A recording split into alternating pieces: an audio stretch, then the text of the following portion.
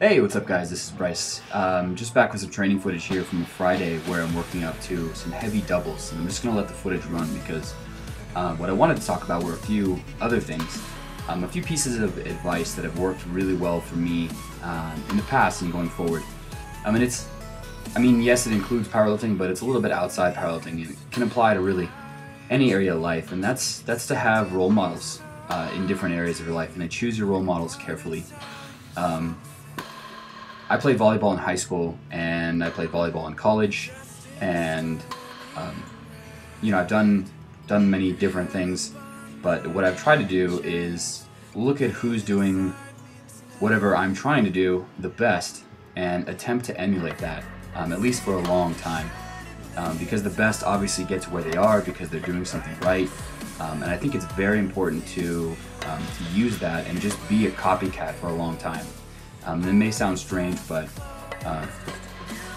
I had role models in volleyball, and I did everything in my power to emulate what they were doing, from what they were doing in diet to what their training looked like to what they were doing outside to their general attitude.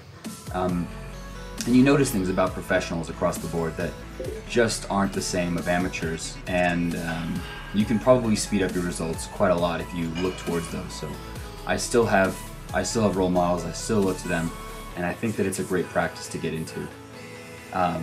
The second thing is I've been watching some footage from the 2012 IPF World Classics, which is a high-level international raw powerlifting competition. Strike Lift put this up on YouTube, and I just broke it down and tried to figure out some different things just by watching. So what I did was I tracked the number of people using a conventional stance in the different weight classes, and found strangely that shorter weight classes were using by and large sumo, heavier weight classes were using by and large conventional. I would have thought that because of the large stomachs that you sometimes see in higher classes that sumo would be favored, but I'm still not sure what the reason is, but something to do with leverages and you being able to push out against that, or maybe just general stance favoring. I don't think it has to do with height, simply because just the proportions overall just get smaller. I mean, if you take a large square and make it a small square, it's still a square. So what we really are interested in is what's happening to the leverages when we take a person in a heavy weight class and a lighter weight class, and why is the stance favored because of that? So this is an open question still, and I think it's a great one, and I'm open to feedback across the board.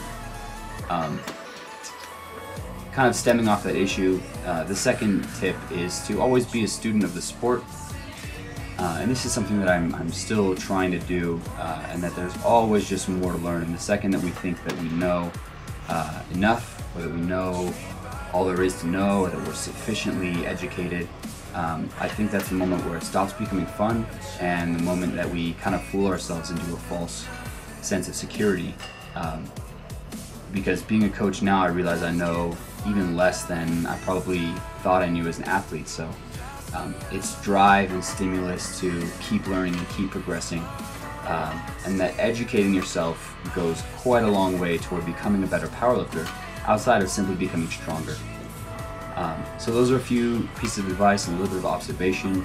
Just another tidbit I learned from watching squats is that generally there's no stance preference.